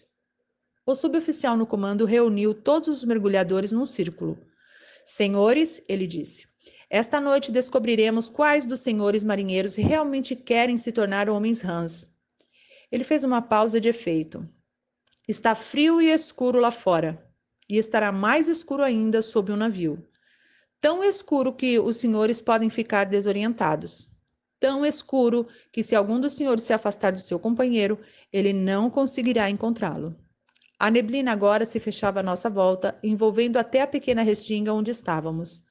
Esta noite, os senhores terão que dar o melhor de si. Terão que superar seus medos, suas dúvidas e seu cansaço. Não importa a escuridão, os senhores devem completar a missão. Isso é o que os separa de qualquer outra pessoa. De algum modo, essas palavras permaneceram comigo pelos 30 anos seguintes. Olhando a neblina baixar sobre o campo de aviação na base aérea de Bagram, no Afeganistão, outro momento sombrio se desenrolou diante de mim. Uma aeronave C-17 estava estacionada na pista com a rampa de embarque abaixada, aguardando para receber os restos mortais de um herói. Era uma cerimônia de repatriação, um dos mais solenes e indiscutivelmente inspiradores atos das guerras do Iraque e do Afeganistão. Eram os Estados Unidos em sua melhor expressão. Cada homem, cada mulher, independentemente de seu passado, independentemente do heroísmo de seus momentos finais, era tratado com honra e respeito extraordinários. Era a maneira de nossa nação reconhecer seu sacrifício. Era a nossa última saudação, nosso agradecimento final e nossa prece antes de enviar nosso herói para casa. Paralelamente à rampa postavam-se 2 fileiras de soldados, parados na posição de descansar. Eles constituíam a guarda de honra. Do lado direito da aeronave, uma pequena banda tocava suavemente Amazing Grace. Alguns outros militares, inclusive eu, estavam reunidos à esquerda e ao longo de todo o hangar se enfileiravam centenas de outros soldados, marinheiros, aviadores, fuzileiros navais, civis e nossos aliados. Todos tinham vindo prestar sua última homenagem. Nesse momento, chegou o veículo que transportava os restos mortais. 6 homens da unidade a que pertencia o militar morto, carregando o caixão com a bandeira, caminharam lentamente entre a guarda de honra em direção ao avião. Depositaram o ataúde no meio do compartimento de carga e fizeram sua última saudação. Na ponta do caixão, o pastor inclinou a cabeça respeitosamente e leu uma passagem de Isaías 6, capítulo 6, versículo 8. Então ouvi a voz do Senhor conclamando: Quem enviarei? Quem irá por nós? E eu respondi: Eis-me aqui, envia-me. Quando soou o toque de silêncio, lágrimas rolaram pelo rosto dos soldados. Ninguém tentou esconder a dor. Quando os carregadores do caixão partiram, os que estavam alinhados do lado de fora entraram um por um, saudando e se ajoelhando ao pé do ataúde para um último adeus. O C-17 partiu mais tarde naquela manhã, parando para abastecer ao longo do trajeto e chegou à base aérea de Dover.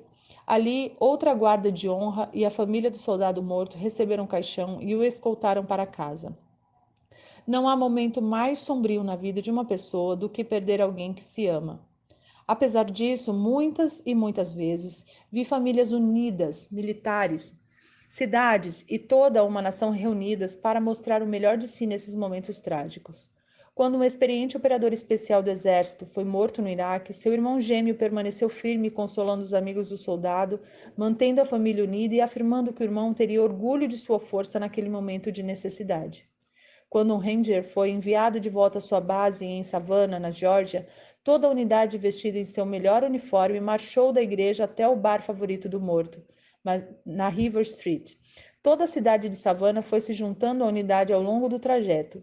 Bombeiros, policiais, veteranos de guerra, civis de todas as classes estavam lá para homenagear o jovem soldado que morrera heroicamente no Afeganistão.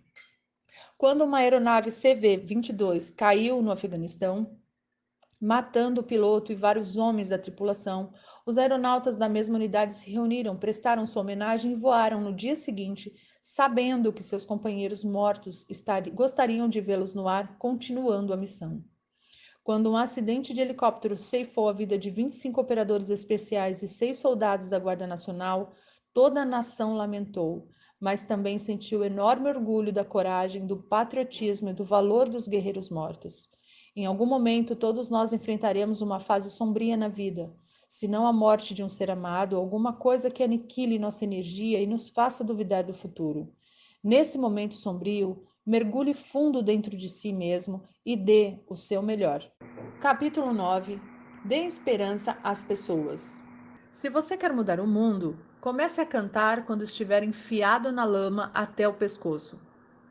O vento noturno que vinha do oceano soprava a 30 km por hora. Não havia lua e uma camada de nuvens baixas obscurecia as estrelas. Eu estava com lama até a altura do peito, coberto de sujeira da cabeça aos pés. Com a visão embaçada pelo barro endurecido, só conseguia enxergar a fila de companheiros alinhados no poço do meu lado.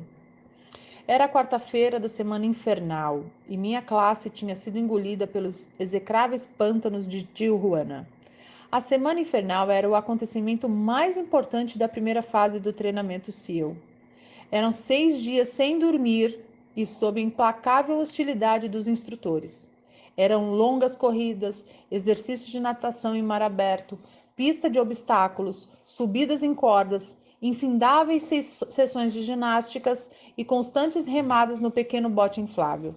O objetivo da semana infernal era eliminar os fracos, aqueles que não eram suficientemente competitivos e resistentes para merecer um lugar entre os SEALs.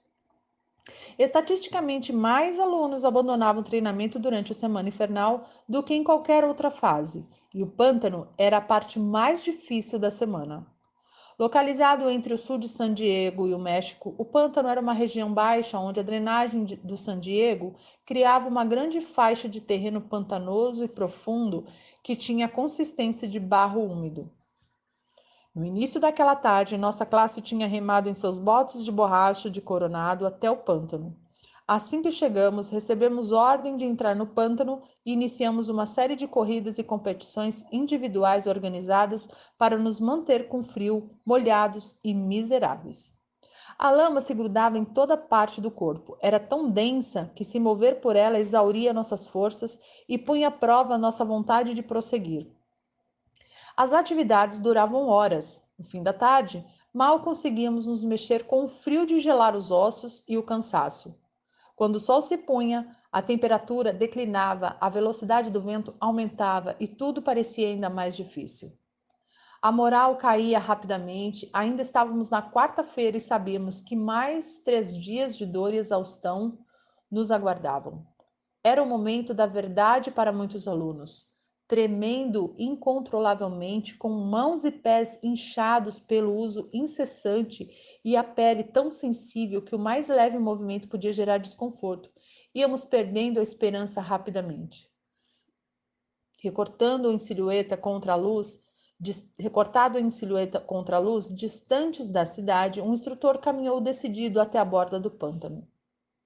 No tom de um velho amigo, falou com gentileza em um megafone e ofereceu conforto aos recrutas sofredores. Podíamos nos juntar a ele e aos outros instrutores ao pé do fogo, ele dizia.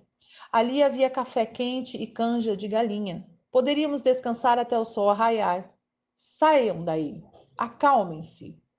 Eu percebia que alguns alunos estavam prontos a aceitar a oferta. Afinal, quanto mais conseguiríamos sobreviver naquele pântano? Uma fogueira, café quente e canja de galinha com certeza soavam bem. Mas então veio a armadilha. Só precisávamos que 5 de nós desistissem, apenas 5, e o resto da classe não sofreria mais. O companheiro ao meu lado começou a se mover na direção do instrutor. Agarrei seu braço e o segurei firme, mas a necessidade de escapar à lama era grande demais. Ele escapou e começou a caminhar na direção da terra firme. Pude ver que o instrutor sorria. Ele sabia que uma vez que um desistisse, outros o seguiriam. De repente, acima do uivo do vento, ouviu-se uma voz cantando. Era uma voz cansada e rascante, mas suficientemente alta para ser ouvida por todos. A letra não se destinava a ouvidos externos, mas todos a conheciam. A uma voz se juntou outra e duas se tornaram 13 e em pouco tempo todos estavam cantando. O companheiro que se encaminhava para a terra firme deu meia volta e retornou para o meu lado. Enlaçando seu braço no meu, também começou a cantar. O instrutor pegou o megafone e gritou para a classe que parasse de cantar. Ninguém obedeceu. Ele gritou ao chefe da classe que controlasse seus recrutas. O canto continuou. A cada ameaça do instrutor, as vozes cresciam. A classe ficava mais forte e a vontade de continuar diante da adversidade tornava-se inquebrantável. Na escuridão, com o fogo iluminando o rosto do instrutor, pude ver que ele sorriu. Mais uma vez tínhamos aprendido uma importante lição. A força de uma pessoa para unir o grupo, a força de uma pessoa para inspirar os que a cercam e lhes dar esperança. Se aquela pessoa podia cantar enfiada até o pescoço na lama, nós todos podíamos. Se aquela pessoa podia suportar o frio congelante, nós também podíamos. Se aquela pessoa podia persistir, nós também podíamos. A sala de espera da base aérea de Dover estava repleta de famílias enlutadas. Crianças inconsoláveis, soluçando no colo das mães, pais de mãos dadas na esperança de dar força um ao outro e viúvas com um olhar. A sala de espera da base aérea de Dover estava repleta de famílias enlutadas. Crianças inconsoláveis, soluçando no colo das mães, pais de mãos dadas na esperança de dar força um ao outro e viúvas com um olhar distante de incredulidade. Apenas 5 dias antes, um helicóptero que transportava SEALs da Marinha e seus parceiros das operações especiais afegãs, pilotado por aviadores do exército, tinha sido abatido no Afeganistão. Todos os 38 homens a bordo tinham morrido. Era a maior perda na guerra ao terror. Em menos de uma hora, uma aeronave C-17 foi designada para pousar em Dover, de onde as famílias dos heróis mortos seriam escoltadas até a área de pouso para encontrar os caixões cobertos com a bandeira dos Estados Unidos. Mas enquanto as famílias aguardavam, o presidente dos Estados Unidos, o secretário da Defesa, seus comandantes e chefes militares entraram na sala de espera para prestar homenagem e dar conforto aos familiares dos mortos. Eu já tinha comparecido a dezenas de serviços fúnebres de soldados mortos. Nunca foi fácil, e eu sempre me perguntava se minhas palavras de consolo fariam alguma diferença para aqueles que tinham perdido seus entes queridos, ou se o choque da perda tornaria tudo o que eu pudesse dizer incompreensível. Quando eu e minha mulher, Georgian, começamos a falar com as famílias, eu me esforçava para encontrar as palavras certas. Como criar empatia verdadeira com sua dor? Como lhe dizer que o sacrifício do filho, marido, pai, irmão ou amigo valer a pena? Fiz o que pude para confortar cada um, abracei-os, rezei com eles, tentei me manter forte por eles, mas sabia que minhas palavras não eram capazes de aliviar a dor. Então, enquanto estava de joelhos ao lado de uma mulher idosa, notei que a família ali perto de mim conversava com o tenente-general John Kelly. Assessor militar do secretário de defesa, Kelly era um homem alto, magro, com os cabelos grisalhos curtos e vestia um imaculado uniforme dos fuzileiros navais. A família estava em volta dele e pôde sentir que suas palavras de simpatia e encorajamento diante da tragédia causavam um efeito profundo sobre os desconsolados pais e filhos. Ele sorria e eles sorriam, eles o abraçavam e eles o abraçavam de volta, ele estendia a mão e eles a agarravam com força. Depois de abraçar as famílias uma última vez e agradecer a elas por seu sacrifício, Kelly passava ao próximo grupo de tristes sobreviventes. Durante a hora seguinte, John Kelly tocou quase todas as famílias na sala. Mais do que as de qualquer outro visitante naquele dia, as palavras de Kelly reverberaram em cada pai, esposa, irmão, irmão ou amigo. Eram palavras de compreensão, eram palavras de compaixão e, acima de tudo, de esperança. Só John Kelly podia fazer a diferença naquele dia. Só John Kelly podia ter lhes dado tanta esperança, porque só John Kelly sabia o que era perder um filho em combate. Primeiro-tenente Robert Kelly fora morto no Afeganistão em 2020, quando servia o 3º Batalhão do 5º Regimento dos Fuzileiros Navais. O general Kelly e sua família tinham enfrentado a mesma tragédia com que as famílias se defrontavam em Dover naquele dia. Mas a família Kelly sobrevivera. Tinha resistido à dor, à angústia e ao inconsolável sentimento de perda. Vendo-o naquele dia, senti que ele também me deu força. Quando se perde um soldado, a verdade é que choramos por sua família, mas também tememos que o mesmo destino se abata sobre nós. Nos perguntamos se poderíamos sobreviver à perda de um filho, ou se nossa família seria capaz de seguir em frente sem nós. Rezamos para que Deus tenha misericórdia e não jogue sobre nossos ombros esse fardo inimaginável. Nos 3 anos seguintes, John Kelly e eu nos tornamos amigos íntimos. Ele era um oficial notável, um excelente marido para sua mulher Karen, e um pai amoroso para sua filha Kate e seu primogênito major dos fuzileiros navais, John Kelly. Porém, mais do que isso, sem saber, John Kelly deu esperança a todos os que o cercavam. Esperança de que nos piores momentos podemos vencer a dor, a decepção, a agonia e sermos fortes. De que temos dentro de nós a capacidade de prosseguir, não apenas para sobreviver, mas também para inspirar outras pessoas. A esperança é a força mais poderosa do universo. Com esperança podemos inspirar nações a atingir sua grandeza. Com esperança podemos ajudar os oprimidos a se levantar. Com esperança podemos aliviar a dor da perda insuportável. Às vezes, tudo o que é preciso é uma pessoa que faça a diferença. Algum dia, qualquer um de nós se verá enfiado na lama até o pescoço. É o momento de cantar alto, de sorrir francamente, de animar os que nos cercam e lhes dar esperança de que o amanhã será um dia melhor. Capítulo 10. Nunca, jamais desista. Se você quer mudar o mundo, nunca, jamais toque o sino. Eu estava parado em posição de sentido com outros 150 alunos no primeiro dia do meu treinamento no SEAL. O instrutor, vestido com shorts caqui, camiseta azul e dourada e botas de combate, atravessou o grande pátio asfaltado até um sino de metal pendurado à vista de todos os recrutas. Senhores, ele começou, hoje é o primeiro dia do treinamento do SEAL. Pelos próximos 6 meses, os senhores se submeterão ao curso de instrução militar mais difícil dos Estados Unidos. Olhei em volta e notei olhares de apreensão no rosto de meus companheiros. O instrutor continuou. Os senhores serão testados como nunca antes em sua vida. Ele fez uma pausa e percorreu com os olhos a classe de novos girinos. A maioria dos senhores não conseguirá chegar ao fim. Isso eu lhes garanto. E sorriu. E farei tudo o que estiver ao meu alcance para fazê-los desistir. Ele enfatizou a última palavra. Vou persegui-los sem piedade. Vou envergonhá-los diante de seus colegas. Vou pressioná-los além dos seus limites. E então um sorriso irônico perpassou seu rosto. E haverá sofrimento, muito sofrimento. Agarrando o sino, ele puxou a corda com força e um som metálico ecoou pelo pátio. Mas se os senhores não gostam de sofrer, se não gostam de perseguição, há uma saída fácil. Ele puxou a corda novamente e outra onda de um som metálico profundo reverberou nos edifícios. Tudo o que precisam fazer para escapar é tocar o sino 3 vezes. Ele soltou a corda. Toquem o sino e não terão que levantar cedo. Toquem o sino e não terão que aguentar as longas corridas, os exercícios de natação em águas geladas, as pistas de obstáculos.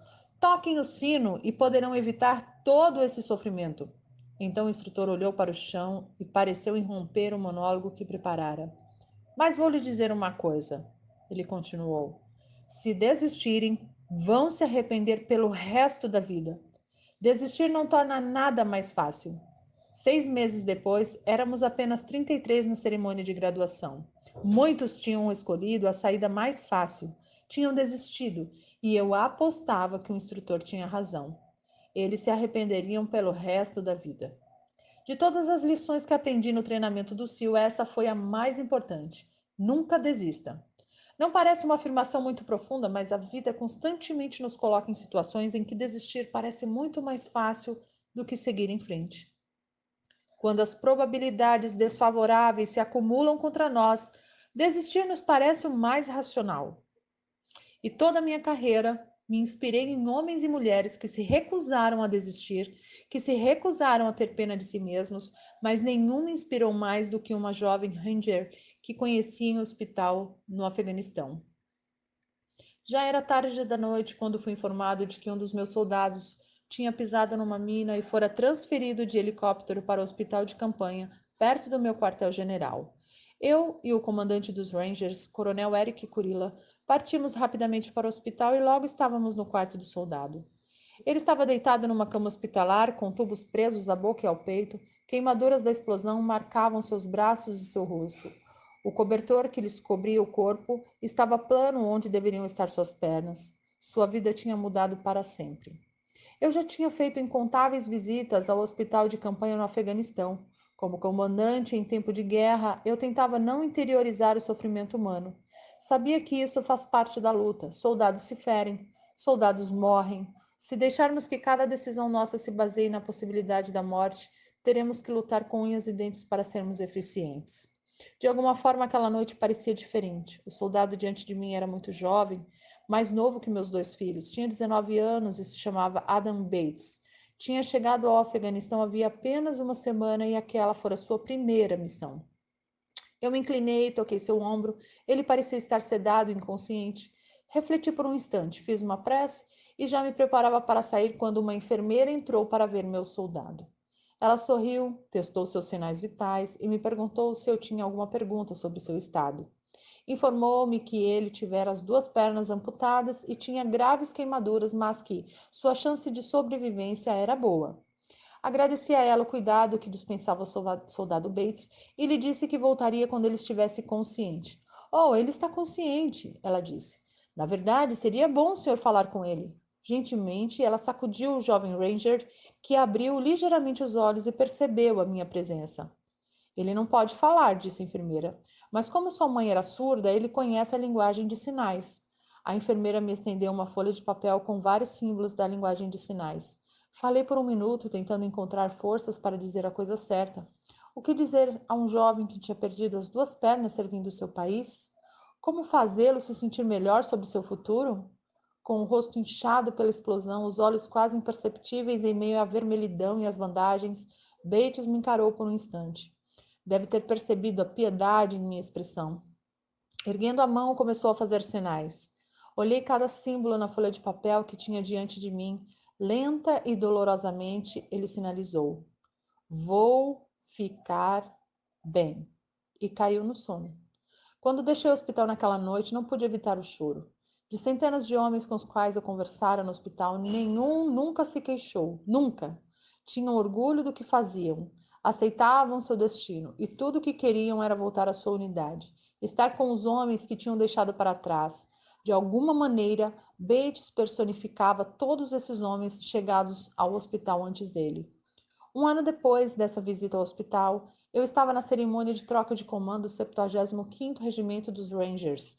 Ali, entre as fileiras de soldados, estava Bates, elegante em seu uniforme e ereto sob suas novas próteses ortopédicas. Por casualidade, ouviu desafiar seus companheiros a uma competição. Apesar de tudo, porque passara as várias cirurgias, a dolorosa reabilitação, a necessidade de se adaptar a uma nova vida, ele jamais desistira. Estava ali rindo, brincando e, como me prometera, estava bem. A vida é cheia de fases difíceis, mas sempre existe alguém em uma situação pior do que a nossa. Se enchermos nossos dias com autopiedade, tristeza pela maneira como fomos tratados, lamentando nossa sorte na vida, culpando alguém ou alguma coisa por nossas circunstâncias, a vida será longa e difícil. Se, por outro lado, nos recusarmos a desistir de nossos sonhos, nos mantivermos firmes e fortes diante das adversidades, então a vida será o que fizermos dela e podemos fazê-la grandiosa. Nunca, jamais toque o sino. Lembre-se, comece o dia com uma tarefa feita. Encontre alguém que o ajude a enfrentar a vida.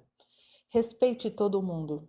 Saiba que a vida não é justa e que muitas vezes você vai fracassar. Mas se assumir alguns riscos, der um passo à frente quando os tempos forem duros, encarar os tiranos, ajudar os oprimidos e nunca desistir, se fizer tudo isso, poderá mudar sua vida para melhor e talvez o mundo. Aula inaugural na Universidade do Texas, 21 de maio de 2014. O slogan da universidade é: "O que começa aqui muda o mundo". Devo admitir que ele me agrada. O que começa aqui muda o mundo. Esta noite, quase 8.000 estudantes estão se formando na Universidade do Texas. Segundo o ESC.com, esse grande paradigma de rigor analítico, um americano médio vai conhecer 10.000 pessoas ao longo da vida. É muita gente. Mas se cada um de vocês mudar a vida de 10 pessoas apenas e cada uma delas mudar a vida de outras 10 em 5 gerações, 125 anos, esta classe de 2014 terá mudado a vida de 800 milhões de pessoas.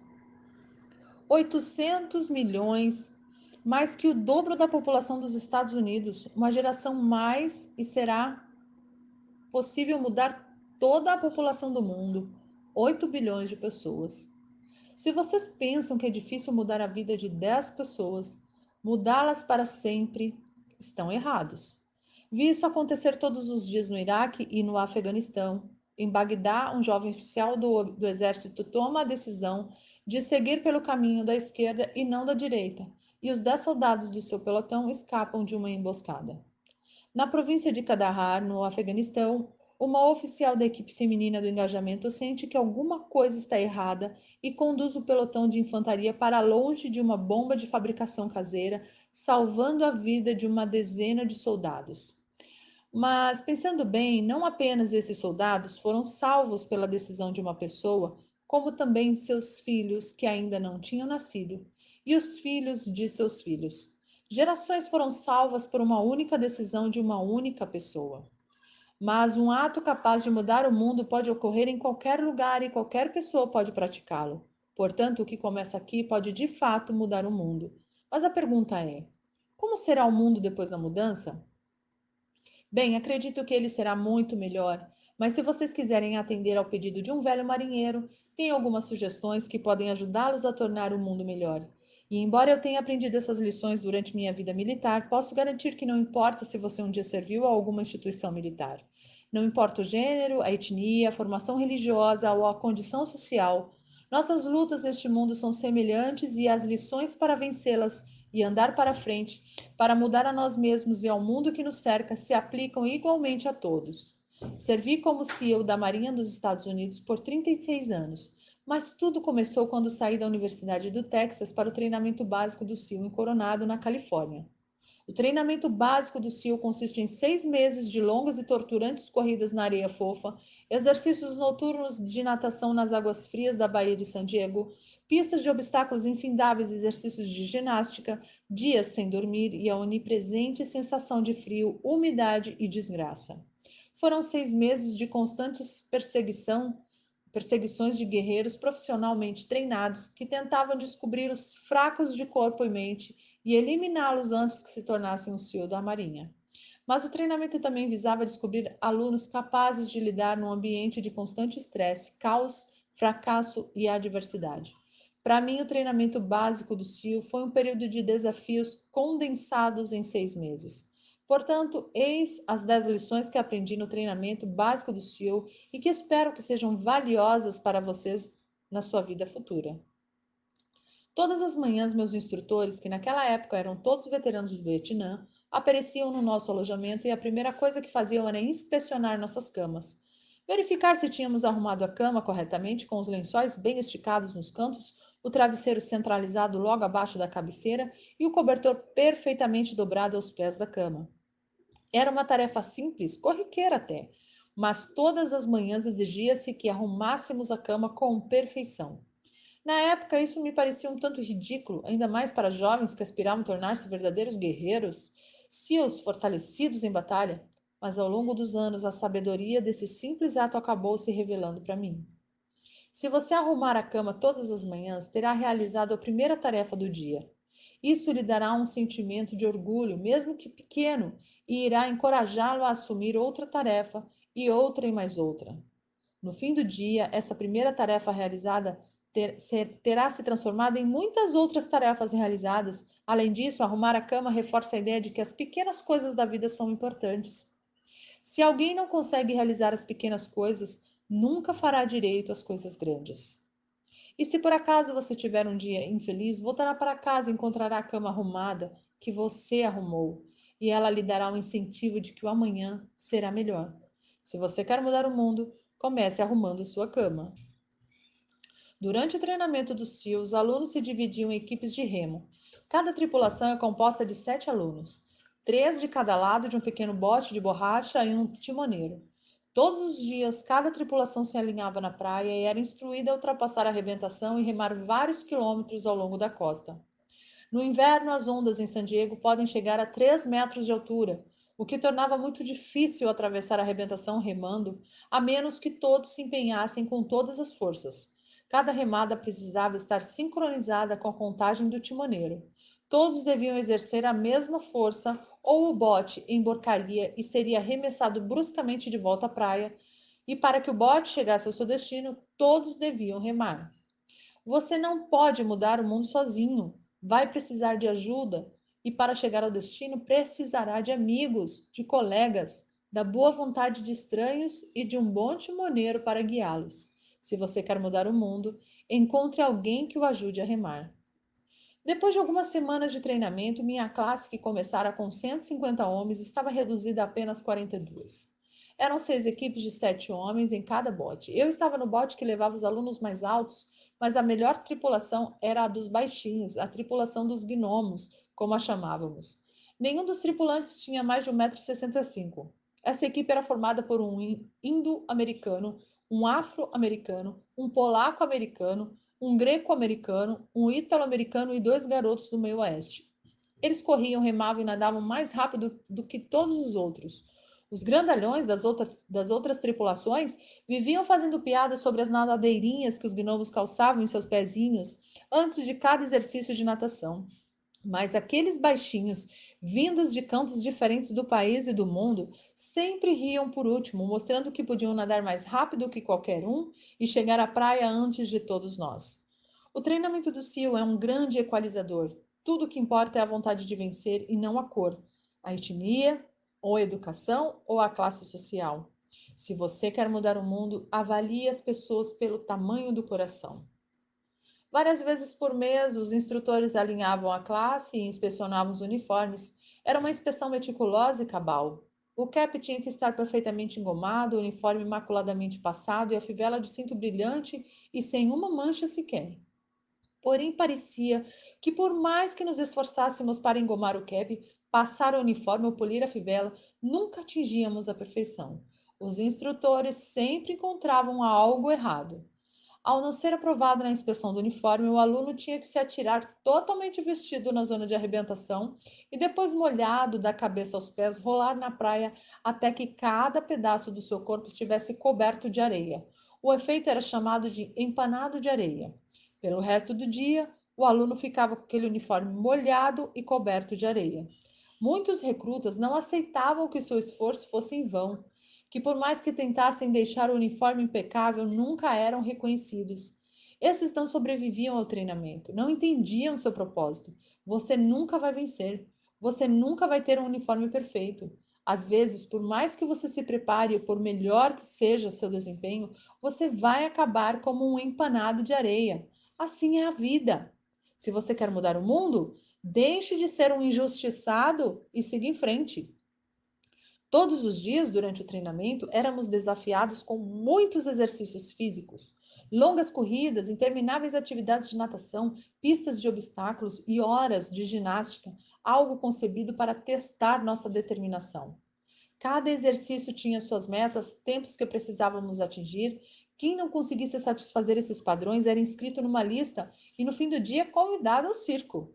O circo significava mais 2 horas de exercícios destinados a nos esgotar, a quebrar nossa moral, a nos fazer desistir.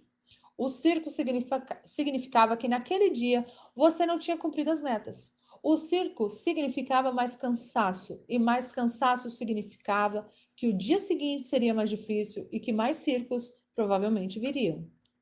Mas, a certa altura do treinamento, todos acabavam na lista do circo. E uma coisa interessante acontecia para aqueles que estavam constantemente na lista. Com o tempo, esses alunos que tinham feito 2 horas extras de ginástica ficavam cada vez mais fortes. O sofrimento do circo forjava uma força interior, construía uma maior resistência física. A vida está cheia de circos. Você vai fracassar. Provavelmente você vai fracassar com frequência. Isso desanima qualquer um. Às vezes isso vai testá-lo na essência do seu ser. Mas se você quer mudar o mundo, não tenha medo do circo. Pelo menos 2 vezes por semana tínhamos que percorrer a pista de obstáculos. Eram 25 obstáculos, incluindo um muro de 3 metros, uma escada de corda de quase 10 metros, uma cerca de arame farpado, para citar apenas alguns. Mas o obstáculo mais difícil era o deslizar pela vida. Tinha uma torre de 9 metros com 3 níveis numa extremidade e uma torre com um nível na outra.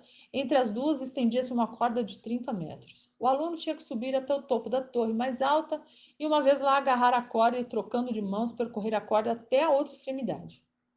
O recorde de pista de obstáculos já tinha anos quando minha classe iniciou o treinamento em 1977.